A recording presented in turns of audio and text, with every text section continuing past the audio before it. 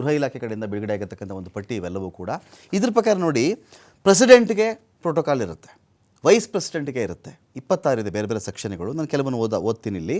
Wise ಪ್ರೆಸಿಡೆಂಟ್ಗೆ ಇರುತ್ತೆ, prime minister ಅವ್ರನ್ನಾರು ಚೆಕ್ ಮಾಡುವಂತೆಲ್ಲ ಏರ್ಪೋರ್ಟ್ನಲ್ಲಿ, governor of states within their respective states, former presidents ಮಾಜಿ ರಾಷ್ಟ್ರಪತಿಗಳು, ಡೆಪ್ಯೂಟಿ ಪ್ರೈಮ್ ಮಿನಿಸ್ಟರ್ ಉಪ ಪ್ರಧಾನಮಂತ್ರಿಗಳು, chief justice of India, speaker of Lok Sabha, cabinet ministers of the union, chief minister of states within their respective states, deputy chairman planning commission, former prime ministers ಮಾಜಿ ಪ್ರಧಾನಮಂತ್ರಿಗಳು, leader of opposition ವಿರೋಧ ಪಕ್ಷದ ನಾಯಕರು, ರಾಜ್ಯಸಭಾ ಮತ್ತು ಲೋಕಸಭಾ ಎರಡೂ ಕಡೆಗಳಲ್ಲಿಯೂ ಕೂಡ, holders of Bharat Ratna decoration, Bharat Ratna ಪ್ರಶಸ್ತಿ ಪುರಸ್ಕೃತರಿರ್ತಾರಲ್ಲ ಇವ್ರನ್ನೂ ಕೂಡ ನೀನು ಚೆಕ್ ಮಾಡುವಂತಿಲ್ಲ ಅಂತ.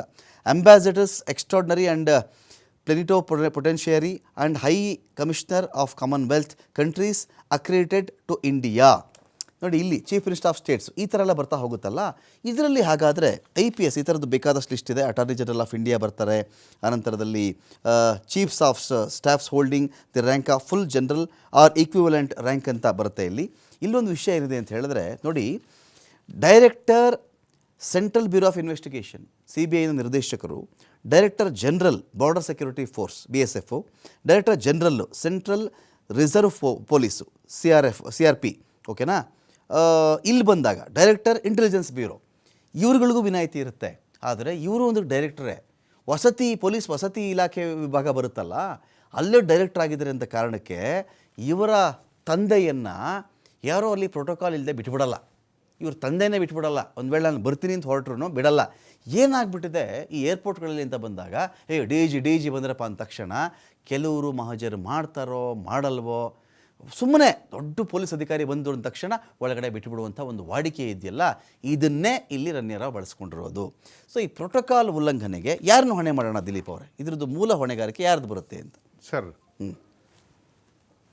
ರಣ್ಯರಾವ್ ಯಾವುದೇ ರೀತಿ IPS ಅಧಿಕಾರಿ ಅಲ್ಲ, ಯಾವುದೇ ರೀತಿ ಗೌರವ ಹುದ್ದೆನೂ ಕೂಡ ಹೊಂದಿಲ್ಲ, ಯಾವುದೇ ರೀತಿ ಭಾರತ ರತ್ನ ಅವಾರ್ಡು ಕೂಡ ಬಂದಿಲ್ಲ, ಪ್ಲೆನಿಪೊಟೆನ್ಷಿಯರಿನೂ ಅಲ್ಲ. ಇಲ್ಲಿ ambassadors extraordinary and plenipotentiary and high commissioner of commonwealth countries accredited to India ಕೂಡ ಅಲ್ಲ. ಇವರು ರಾಷ್ಟ್ರಪತಿನೂ ಮಾಡಿಲ್ಲ. ಹೌದು, ಭಾರತ ರತ್ನವೂ ಅಲ್ಲ, ಭಾರತ ರತ್ನನೂ ಅಲ್ಲ, ಮಾಜಿ ಪ್ರಧಾನಿನೂ ಅಲ್ಲ. ಹಾಗಾಗಿ ಒಬ್ಬ ವ್ಯಕ್ತಿಯನ್ನು ನಾವು ಅಟಾರ್ನಿ ಜನರಲ್ ಅಲ್ಲ. ಪ್ರೋಟೋಕಾಲಲ್ಲಿ ನೀವೇನಾರು ಕರ್ಕೊ ಬಂದಿದ್ರೆ ಅಲ್ಲಿರ್ತಕ್ಕಂಥ ಸಿಬ್ಬಂದಿಯವರು ಕೂಡ ಹ್ಯಾಂಡ್ ಇನ್ ಗ್ಲೋವ್ ಆಗಿದ್ದಾರೆ ಅಂತ ಅರ್ಥ. ಓಕೆ, ಇದು ಒಬ್ಬ ವ್ಯಕ್ತಿಯಿಂದ ಮಾಡ್ತಕ್ಕಂತಹ ಜಾದು ಅಲ್ಲ. ಸೊ ಒಬ್ಬ ವ್ಯಕ್ತಿ ನಾವು ಏರ್ಪೋರ್ಟ್ ಒಳಗಡೆ ಹೋಗ್ತೀನಿ ಅಂತ ಹೇಳಿದ್ರೆ ಶೂಸು ಬೆಲ್ಟು ಎಲ್ಲ ಬಿಚ್ಚಿಸ್ಬಿಟ್ಟೆ ಅವರು ಚೆಕ್ ಮಾಡ್ತಾರೆ. ಯಾವ್ದಾರ ಮೆಟಲ್ ಐಟಮ್ಸ್ ನಮ್ಮ ಹತ್ರ ಇದ್ರು ಕೂಡ ಅಲ್ಲಿ ಬುಟ್ಟಿಗೆ ಹಾಕಿ ಅಂತಾರೆ ಫಸ್ಟ್. ಹೌದು, ₹1 ಕಾಯಿನ್ ಇದ್ರೂ ಹುಡುಕ್ಸ್ತಾರೆ. ನಾವೇನಾದ್ರು ತಾಯ್ತಾ ಕಟ್ಕೊಂಡಿದ್ರೆ ಅದನ್ನು ಕೂಡ ತೆಗೆಸ್ತಾರೆ. ಅಂಥ ಸಂದರ್ಭದಲ್ಲಿ ನೀವು ಒಬ್ಬ ವ್ಯಕ್ತಿ ಯಾವುದೇ ಹುದ್ದೆ ಹೊಂದಿಲ್ಲದಿದ್ರೂ ಕೂಡ ಅವರಿಗೆ ನಾನು ಪ್ರೋಟೋಕಾಲಲ್ಲಿ ಕರ್ಕೊಬರ್ತೀನಿ ಅಂತ ಹೇಳಿದ್ರೆ ಇದರ ಹಿಂದೆ ಬೇರೆ ಕೈವಾಡ ಇರತಕ್ಕಂಥ ಶಂಕೆ ಜಾಸ್ತಿ ಇದೆ. ಓಕೆ, ಶಂಕೆ ಅಂದರೆ ಅದು ನಾವು ಗುಮಾನಿ ಅಂತೀವಿ, ಅದು ಸ್ಪಷ್ಟ ಆಗುತ್ತೆ. ಆದರೆ ಯಾರು ಅಂತ ಹೇಳಿಬಿಟ್ಟು ತನಿಖೆಯಿಂದ ತಿಳಿದು ಬರಬೇಕಷ್ಟೇ. ಓಕೆ. ಸೊ ಈ ಒಂದೇ ಒಂದು ಈ ಮಹಿಳೆ ಕೂಡ ಈ ರೀತಿ ಮಾಡ್ಲಿಕ್ಕೆ ಸಾಧ್ಯ ಇಲ್ಲ. ಸೊ ಇದ್ರ ಹಿಂದೆ ಹಲವಾರು ಜನ ಅಧಿಕಾರವನ್ನು ದುರ್ಬಳಕೆ ಕೂಡ ಮಾಡ್ಕೊಂಡಿರ್ಬೋದು ಅಥವಾ ಇನ್ಫ್ಲೂಯೆನ್ಸ್ ಮಾಡಿರ್ಬೋದು. ಓಕೆ. ಸೊ ಅದರಿಂದ ಮಾತ್ರ ಇದು ಸಾಧ್ಯ ಅಂತ ಹೇಳ್ಬಿಟ್ಟು ಹೇಳ್ತೀನಿ. ಬಟ್ ಇದು ತಪ್ಪೆ, ಏನದು ಅಲೋ ಮಾಡಿದ್ದಾರೆ ಅದು ಕೂಡ ತಪ್ಪೆ. ಸರಿ, ಈಗ ನಾನು IT ಆಗಲೇ ಒಂದು ಉದಾಹರಣೆ ಕೊಡ್ತಾ ಇದ್ದೆ. ಇಂಥ ಕೇಸ್ಗಳಲ್ಲಿ ಒಂದು ವೇಳೆ ಇವತ್ತೋ ನಾಳೆನೋ ನಾಡಿದ್ದೋ ಇವ್ರ ಕಡೆಯವ್ರು ಯಾರೋ ಮುಂದೆ ಬಂದು ಅದೇನು ಟ್ಯಾಕ್ಸ್ ಇದೆ ಕಟ್ಬಿಡ್ತೀವಿ ಸ್ವಾಮಿ, ಲಾಸ್ ಆಗಬಹುದು, ಕಟ್ಟಿಬಿಡ್ತೀವಿ ಅಂದಾಗ ಆಗೇನಾಗುತ್ತೆ ಅಂತ. ಇದು ಟ್ಯಾಕ್ಸ್ ಕಟ್ಟೋದು ಬೇರೆ, ಸುಂಕ ಕಟ್ಟೋದು ಬೇರೆ. ನಾನು ಕಳ್ತನ ಮಾಡ್ತೀನಿ, ಕಳ್ತನ ಮಾಡಿದ್ಮೇಲೆ ಇಲ್ಲ ಸ್ವಾಮಿ ನಾನು ವಾಪಸ್ ಕೊಟ್ಬಿಡ್ತೀನಿ, ನೀವು ನನ್ನನ್ನು ಮಾಫಿ ಮಾಡಿ ಅಂತ ಹೇಳಿದ್ರೆ ಅದು ಬರಲ್ಲ.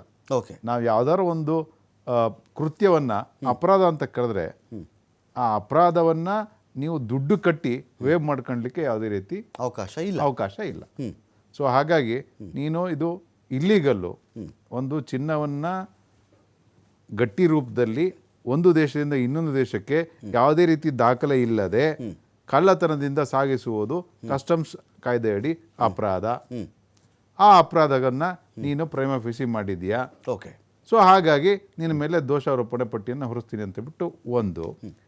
ಎರಡನೇದು, ಇದು ನಾನು ಅಪರಾಧ ಮಾಡಿಲ್ಲ, ನಾನು ಕಾನೂನುಬದ್ಧವಾಗಿ ತಂದಿದ್ದೀನಿ, ನಾನು ಕಾನೂನುಬದ್ಧವಾಗಿ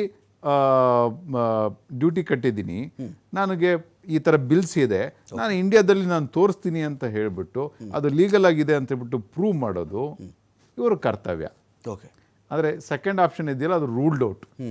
ಯಾಕಂದರೆ ನೀವು ಚಿನ್ನದ ಗಟ್ಟಿಯನ್ನು ಸಾಗಾಣಿಕೆ ಮಾಡೋದೇ ಅಪರಾಧ ಆದಾಗ ನೀವು ಅದನ್ನು ಜಸ್ಟಿಫೈ ಮಾಡೋದಿದೆಯಲ್ಲ, ನೀವು ಒಂಥರ ಪ್ಲೀಡ್ ಗಿಲ್ಟಿ ಮಾಡ್ದಂಗೆ. ಓಕೆ. ಹೌದು ನಾನು ತಂದೆ ಅಂತ ಹೇಳ್ಬಿಟ್ಟು ಪ್ಲೀಡ್ ಗಿಲ್ಟಿ ಮಾಡ್ದಂಗೆ. Now she has to dispute that I have not brought these things ಅಂತ ಹೇಳ್ಬಿಟ್ಟು ಅಲ್ಲಿವರೆಗೂ ಹೋಗ್ಬೇಕು. Forget the gold. ತಂದೆ ಇಲ್ಲ ನಾನು ಇದನ್ನ. ಹೌದು, you too forget the gold. ಅದು ಎಷ್ಟರ KG ಇರಲಿ, ನಿಮಗೆ ಇಂಡಿಯನ್ ಇಲ್ಲಿ ಏರ್ಪೋರ್ಟಲ್ಲಿ ಕಸ್ಟಮ್ಸ್ ಅವರು ಬರೀ ಬೆಂಗಳೂರಲ್ಲಿ, ಅಂದರೆ ಕರ್ನಾಟಕದಲ್ಲೇ ತಿಳ್ಕೊಳ್ಳಿ, ಎಷ್ಟು ಜನ ಚಿನ್ನ ತಂದು ಅದನ್ನು ಸಿಗಾ ಹಾಕ್ಕೊಂಡು, ಎಷ್ಟು ಎಕನಾಮಿಕ್ ಅಫೆನ್ಸ್ ಕೋರ್ಟಲ್ಲಿ ಕೇಸ್ಗಳಾಗಿ ಎಷ್ಟು ಜನ ಖುಲಾಸೆ ಆಗಿದ್ದಾರೆ. ಓಕೆ. ಇದೇ ರೀತಿ ಡಿಫೆನ್ಸ್ ತೊಗೊಂಡು ಆ ಖುಲಾಸೆ ಆಗಿರ್ತಕ್ಕಂತಹ ಕೇಸ್ಗಳಲ್ಲಿ ಏನೇನು ಚಿನ್ನ ಅದನ್ನು ಇದು ಮಾಡಿದ್ರು, ಅದಕ್ಕೆ ಸ್ಟೋರೇಜ್ಗೆ ಅಂತಲೇ ಒಂದು ಜಾಗ ಮಾಡಿದ್ದಾರೆ ಬೆಂಗಳೂರಲ್ಲಿ, ಆ ಚಿನ್ನ ಇಡಕ್ಕೆ ಅಂತಾನೆ. ಓಕೆ. ಆ ಕಾನ್ಫಿಸ್ಕೇಟ್ ಏನಾಗಿರುತ್ತಲ್ಲ ಚಿನ್ನ, ಅದು ಸರ್ಕಾರದ ಸೊತ್ತು. ಆ ಸರ್ಕಾರದ ಸೊತ್ತು ಏನಾಯಿತು, ಇದ್ರ ಬಗ್ಗೆ ಇನ್ನೊಂದು ಕೇಸ್ ಆಯಿತು. ಎಲ್ಲಿ ಈ ರೀತಿ ಕಾನ್ಫಿಸ್ಕೇಟ್ ಚಿನ್ನವನ್ನು ಇಡ್ತಾರಲ್ಲ, ಈ ಲೋಕಾಯುಕ್ತ ದಾಳಿ ಆದಾಗಲೂ ಕೂಡ ವಶಪಡಿಸ್ಕೊಂಡು ಒಂದು ಕಡೆ ಇಡ್ತಾರೆ. ಹೌದು ಹೌದು. ಅದೇನಾಗಿತ್ತು, ಚಿನ್ನ ಬೇರೆ ನೋಟ್ ಬ್ಯಾನ್ ಟೈಮಲ್ಲಿ ಒಂದು ಇಶ್ಯೂ ಆಗಿಬಿಟ್ಟಿತ್ತು ದಿಲೀಪ್ ಅವರ, ನೀವು ಗಮನಿಸಿರ್ತೀರಿ ಅದನ್ನ. ಲೋಕಾಯುಕ್ತ ದಾಳಿ ಮಾಡಿ ಮಾಡಿ ಮಾಡಿ ವಶಪಡಿಸ್ಕೊಂಡಂಥ ಹಣ, ಚಿನ್ನ, ವಾಚು, ದೀಪ ಅವೆಲ್ಲ ಇರ್ತಾವಲ್ವಾ, ಒಂದು ಕಡೆ ಇಟ್ಟಿದ್ರು. ನೋಟ್ ಬ್ಯಾನ್ ಆಗೋಯ್ತು, ಇಲ್ಲಿ ಆ ಹಣ ಅಲ್ಲೇ ಇದೆ. ಅದನ್ನು ಯಾರೀಗ ನೋಟನ್ನ ಎಕ್ಸ್ಚೇಂಜ್ ಮಾಡಬೇಕು ಅಂತ ಪ್ರಶ್ನೆ. ಆ ಹಣ ಅಲ್ಲೇ ಇದೆ, ಅದು ವೇಸ್ಟ್ ಅಂತ. ಹೌದು, ಅವಾಗ ಒಂದು ನೋಟಿಫಿಕೇಶನ್ ಬಂತು, ಅಂದರೆ ಈ ಥರ ಕೇಸ್ಗಳನ್ನ ಅಲ್ಲಿನ ತನಿಖಾಧಿಕಾರಿ ಅದನ್ನು ಮಾಜರ್ ಮಾಡಿ ಕರೆಕ್ಟಾಗಿ ಫೋಟೋಗ್ರಫಿ ವಿಡಿಯೋಗ್ರಫಿ ಮಾಡಿ ಅದನ್ನು ಬ್ಯಾಂಕಲ್ಲಿ ಕೂಡ ಡೆಪಾಸಿಟ್ ಮಾಡ್ಬೋದು ಅಂತ ಹೇಳ್ಬಿಟ್ಟು. ಇಲ್ಲ ಅಂತಂದ್ರೆ ಈ ಥರದ ಅಮೌಂಟ್ ಏನಾದ್ರು ಟ್ರಯಲಿಗೆ ಬೇಕಾದ್ರೆ ನಂತರದಲ್ಲೂ ಕೂಡ RBI ಅದನ್ನು ಹಿಂದಿರಿಸ್ಬೋದು ಅಂತಲೂ ವಶಪಡಿಸ್ಕೊಳ್ಬಹುದು ಆಯಿತು. ಆದರೆ ಇಲ್ಲೇನು ಕೇಸ್ ಆಯಿತು ಅಂತಂದರೆ, ಎಲ್ಲಿ ಈ ಥರ ಸೀಸ್ ಆಗಿರ್ತಕ್ಕಂಥ ಗೋಲ್ಡನ್ನು ಒಂದು ಸ್ಟೋರೇಜಲ್ಲಿ ಇಡ್ತಾರೋ ಅಲ್ಲಿನ ಭದ್ರತಾ ಸಿಬ್ಬಂದಿ 6 ತಿಂಗಳಿಗೆ ಒಂದೊಂದು ಕಂಪ್ಲೇಂಟ್ ಕೊಡೋರು, ಕದ್ಬಿಟ್ಟಿದ್ದಾರೆ ಅಂತ. ಅಲ್ಲಿಂದಾನೆ. ಓಕೆ. ದುಬೈನ ತಗೊಂಬರೋದು ಒಂಥರ ಬೇರೆ ಕಡೆಯಿಂದ, ಇಲ್ಲೇ ದೊಡ್ಡ ದೊಡ್ಡ ಹೆಗ್ಗಣಗಳು ಬಂದು ಕದ್ದು ಬಿಟ್ಟಿವೆ ಇಲ್ಲಿ ಅಂತ. ಆಯ್ತಾ? ಓಕೆ. ಏನು ಕಳ್ತನ ಅಂತ ಹೇಳ್ಬಿಟ್ಟು ಒಬ್ಬ ಪಬ್ಲಿಕ್ ಸರ್ವೆಂಟು ಬಂದು ದೂರು ಕೊಟ್ರೆ ಇನ್ನೊಬ್ಬ ಪಬ್ಲಿಕ್ ಸರ್ವೆಂಟ್ ಏನ್ ಮಾಡ್ತಾರೆ, ಹೌದು ತನಿಖೆ ಮಾಡಿಸ್, ಕಳ್ತನ ಆಗಿದೆ, FIR ಮಾಡಿ ಅಗೇನ್ಸ್ಟ್ ಅನ್ನೋನ್ ಪರ್ಸನ್ ಅಂತ. ಯಾರು ಕದ್ರು ಗೊತ್ತಿಲ್ಲ ನಮಗೆ. ಒಂದು 3 ತಿಂಗಳು ತನಿಖೆ ಮಾಡ್ತಾರೆ, ಕಳ್ಳ ಯಾರು ಅಂತ ಗೊತ್ತಾಗಲ್ಲ, B ರಿಪೋರ್ಟ್ ಹಾಕ್ತಾರೆ, C ರಿಪೋರ್ಟ್ ಹಾಕ್ತಾರೆ. ಮೊದಲೇ ಎಲ್ಲವೂ ಪ್ಲಾಂಟ್ ತರ ಅದು. B ರಿಪೋರ್ಟ್ ಹಾಕಲ್ಲ, ಸುಳ್ಳು ಅಂತ ಹಾಕಲ್ಲ. ಸುಳ್ಳು ಅಂತಂದ್ರೆ ಆ ದೂರು ಕೊಟ್ಟಂತ ವ್ಯಕ್ತಿ ಅವ್ನ ಕೆಲಸ ಕಳ್ಕೊತಾನೆ. C ರಿಪೋರ್ಟ್ ಅಂದ್ರೆ ಅನ್ಟ್ರೇಸ್ಡ್ ಅಂತ ಹೇಳ್ಬಿಟ್ಟು ಸಿಕ್ಕಾಕೊಳ್ಳಿ, ಅವ್ನು ಪತ್ತೆ ಮಾಡಕ್ ಆಗಿಲ್ಲ ಅಂತ. ಆ ರೀತಿ ಎಷ್ಟು ಚಿನ್ನ ಹೋಯ್ತು ಇಲ್ಲಿ. ಓಕೆ. ಸೊ ಇದೇ ರೀತಿ ಆಗ್ತಿರೋದನ್ನ ಕಂಡುಬಂದು ಒಬ್ಬ ಬ್ರಿಲಿಯಂಟ್ ತನಿಖಾಧಿಕಾರಿ ಅಂದ್ರೆ IO ಕಂಡಿಡ್ತಾನೆ. ಓಕೆ. ಯಾರು ದೂರು ಕೊಡಕ್ ಬಂದ್ರೋ ಅವ್ರ ಮೇಲೆ ತನಿಖೆ ಮಾಡಿಬಿಟ್ಟು ನಿಮ್ಮ ಮೇಲೆ ನಾನು ಚಾರ್ಜ್ ಶೀಟ್ ಹಾಕ್ತೀನಿ ಅಂದಾಗ ಆ ಕೇಸ್ನ ವಾಪಸ್ ವಿಡ್ರಾ ಮಾಡಿಕೊಂಡು ಅಧಿಕಾರಿಗಳು ವಾಪಸ್ ಹೋಗ್ತಾರೆ. ಓಕೆ.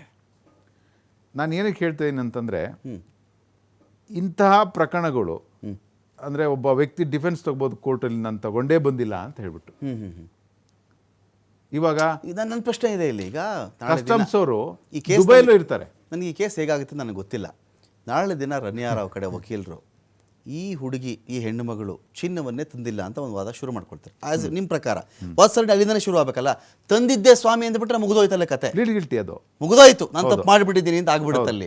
ಯಾರು ಹಂಗೆ ಬರಲ್ಲ. ಫಸ್ಟ್ ವಾದ ಸರಣಿ, ಅವರು ಒಂದು ವಾದ ಸರಣಿ ಅಲ್ಲಿಂದ ಶುರು ಆಗೋದೇ ಇಲ್ಲ. ಅಂದರೆ ನಾನು ವಿಡಿಯೋ ರೆಕಾರ್ಡ್ ಮಾಡಿಸಿದ್ದೀನಿ, ಈ ಹುಡುಗಿ ಸೊಂಟದಲ್ಲಿ, ತೊಡೆ ಭಾಗದಲ್ಲಿ ಎಲ್ಲ ಅದನ್ನು ಬಿಸ್ಕೆಟ್ಗಳನ್ನು, ಗಟ್ಟಿಗಳನ್ನು ಇಟ್ಕೊಂಡು ಅದ್ರ ಮೇಲೆ ಬ್ಯಾಂಡೇಜ್ ಸುತ್ಕೊಂಡು ಬಂದಿದ್ದು ಅಂತ ಇವರ ಒಂದು ಹೇಳಿಕೆ, ಇವತ್ತೊಂದು ಹೇಳಿಕೆಯಲ್ಲಿ ಅದಿದೆ. ಇದ್ದಾಗ ಏನು ಅದನ್ನೇನು ಪ್ರೂವ್ ಮಾಡ್ತೀರಿ ನೀವು? ಅಂದರೆ ಇವಾಗ ನಿಮಗೆ ವಿಡಿಯೋಗ್ರಫಿ ಎಲ್ಲ ಬಂದಿದೆ. ಓಕೆ. ಮೊದಲು ಇವೆಲ್ಲ ಇರಲಿಲ್ಲ. ಓಕೆ. ಈ ವಿಡಿಯೋಗ್ರಫಿನ ನೀವು ಇವಾಗ ಪ್ರೂವ್ ಮಾಡಬೇಕು. ಏನು, ಅಲ್ಲಿ ಏರ್ಪೋರ್ಟಲ್ಲಿರ್ತಕ್ಕಂಥ CCTVಯನ್ನು ನೀವು ಅಲ್ಲಿರ್ತಕ್ಕಂಥ DVRನ ತೆಗೆದುಬಿಟ್ಟು ಆ DVRನ ಸೀಸ್ ಮಾಡಬೇಕು. ಇಲ್ಲಿರ್ತಕ್ಕಂಥ ಪೊಲೀಸರಿಗೆ ಅದರ ಅಧಿಕಾರ ಇದೆಯಾ? ಓಕೆ. ಏರ್ಪೋರ್ಟಿಗೆ ಹೋಗ್ಬಿಟ್ಟು ನಾನು DVR ಸೀಸ್ ಮಾಡ್ತೀನಿ, CCTV ಫುಟೇಜ್ ಎಲ್ಲ ಸೀಸ್ ಮಾಡ್ತೀನಿ ಅಂತ ಹೇಳ್ಬಿಟ್ಟು ಒಂದು ಪೆನ್ ಡ್ರೈವ್ ಕೊಡ್ತಾರೆ, ಅವ್ರು ಕಾಪಿ ಮಾಡಿ ಕೊಡ್ತಾರೆ, ಅದಕ್ಕೊಂದು ಮಾಜರ್ ಮಾಡ್ತಾರೆ, ತಗೊಬಂದು ಇಲ್ಲಿ ಹಾಜರು ಮಾಡ್ತಾರೆ. ಇಷ್ಟೇ ಮ್ಯಾಕ್ಸಿಮಮ್ ಸಿಗೋದು. ಹಾಂ. ಸೊ ಅಂಥ ಸಂದರ್ಭದಲ್ಲಿ ಆ ಪೆನ್ ಡ್ರೈವ್ ಇಟ್ಟು ಅದೆಷ್ಟು ಪೆನ್ ಡ್ರೈವ್ ಚೇಂಜ್ ಆಗಿರುತ್ತೆ ಗೊತ್ತಿಲ್ಲ. ನೀವು ಕೋರ್ಟಲ್ಲಿ ಹೋಗ್ಬಿಟ್ಟು ಪ್ಲೇ ಮಾಡ್ಬೇಕಾದ್ರೆ ಇನ್ನೊಂದು ಪೆನ್ ಡ್ರೈವ್ ಬಂದಿರುತ್ತೆ ಇನ್ನೊಂದು ಯಾವುದೋ ಕೇಸಿಂದು. Okay okay okay. ಇವಾಗ ಮಿಸ್ಪ್ಲೇಸ್ ಆಗ್ಬಿಟ್ಟಿದೆ ಸ್ವಾಮಿ ಅನ್ಬಿಡ್ತಾರೆ ಅವಾಗ. ಈ ಹೊಡೆದಾಟದ ಕೇಸಲ್ಲಿ ಪೊಲೀಸರು ಏನು ಮಾಡ್ತಾರೆ, ದೊಡ್ಡ ದೊಡ್ಡ ಕತ್ತಿ ಎಲ್ಲ ಸೀಸ್ ಮಾಡಿರ್ತಾರೆ. ಆ ಸೀಸ್ ಮಾಡಿ ತಂದು ಸ್ಟೇಷನ್ಲಿ ಇಟ್ಟಿರ್ತಾರೆ. ಆ ತಂದಿಟ್ಟಿರೋದನ್ನ ಅರ್ಜೆಂಟಲ್ಲಿ ಅದು ಹಳೇದಾಗಿ ಯಾವುದೋ ಕೇಸಿಗೆ ಯಾವುದೋ ತೊಗೊಂಡೋಗ್ಬಿಟ್ಟು ಇಲ್ಲ ಡೆಸ್ಟ್ರಾಯ್ ಮಾಡ್ಬೇಕಾದ್ರೆ ಗೊತ್ತಾಗದ್ರೆ ಡೆಸ್ಟ್ರಾಯ್ ಮಾಡಿಬಿಟ್ಟಿರ್ತಾರೆ. ಎವಿಡೆನ್ಸ್ ಬಂದಾಗ PF ಅಲ್ಲಿ ಹುಡುಕ್ತಾರೆ ಈ ಕತ್ತಿ ಎಲ್ಲಿ ಅಂತ ಹೇಳ್ಬಿಟ್ಟು. ಇನ್ನೊಂದು ಕೇಸಿಂದ ಅದೇ ಸೈಜ್ ಯಾವ್ದಾರ ಕತ್ತಿದ್ರೆ ಅದನ್ನು ತೆಗೆದ್ಬಿಟ್ಟು ತಗೊಂಡೋಗ್ಬಿಡ್ತಾರೆ. ಓಕೆ. ಸೊ ಹಂಗಾಗಿ ಕತ್ತಿ ಒಂದೇ ಕತ್ತಿ ಹಲವಾರು ಕೇಸ್ಗಳಿಗೆ ಬಳಕೆ ಆಗುತ್ತೆ. ಓಕೆ. ಹಾಗೆ ಇಲ್ಲೂ ಕೂಡ ಆ ಪೆನ್ ಡ್ರೈವ್ ಏನಾರ ಮಿಸ್ ಆಯ್ತು ಅಂತಂದ್ರೆ ಅದರಲ್ಲಿ ಆ ಕತ್ತಿ ವಿಚಾರದಲ್ಲಿ ಹೆಂಗೆ ಅವರು ಡಿಫೆನ್ಸ್ ತಗೋತಾರೆ ಅಂದ್ರೆ ಮಾಜರ್ಲಿ ಬರೆದಿರ್ತಾರೆ ಡಿಸ್ಕ್ರಿಪ್ಷನ್, ಇಷ್ಟು ಅಡಿ ಇಷ್ಟು ಉದ್ದ ಅಂತ ಹೇಳ್ಬಿಟ್ಟು. ಇಲ್ಲಿ ಬಂದು ಮೆಜರ್ಮೆಂಟ್ ಮಾಡಿದಾಗ ಸ್ವಲ್ಪ ಡಿಫ್ರೆನ್ಸ್ ಇರುತ್ತೆ. ನೋಡಿ ಸ್ವಾಮಿ, ಯಾವ ತಂದಿಟ್ಬಿಟ್ಟು ಹೌದು, ಸುಮ್ಮನೆ ಆರೋಪ ಹೊರಿಸೋರು ಇವರು ಅಂತ. ಹಾಗೆ ಇದರಲ್ಲೂ ಕೂಡ ಸೊ ಪೆನ್ ಡ್ರೈವ್ ಮಿಸ್ಟೇಕ್ ಆಗ್ಬೋದು, ಅಥವಾ ಮಾಡಿರ್ತಕ್ಕಂಥ ಪ್ರಕ್ರಿಯೆ ಏನಿದೆ, ಎಲೆಕ್ಟ್ರಾನಿಕ್ ಎವಿಡೆನ್ಸ್ ಸೀಸ್ ಮಾಡ್ಬೇಕಾದ್ರೆ ಭಾರತೀಯ ಸಾಕ್ಷ್ಯ ಅಧಿನಿಯಮದ ಪ್ರಕಾರ ಕೆಲವೊಂದು ಪ್ರಕ್ರಿಯೆಗಳಿದೆ. ಇನ್ನೊಂದು ಪ್ರಶ್ನೆ ಬರುತ್ತೆ ನಂದು ದಿಲೀಪ್ ಅವರೇ, ನಾನು ಕೇಳ್ತೀನಿ ಅದ್ರ ಬಗ್ಗೆ ಕೇಳ್ತೀನಿ. ಒಂದು ಬ್ರೇಕ್ ಆಗಲಿ. ಈಗ ಬ್ರೇಕ್ ಆದಮೇಲೆ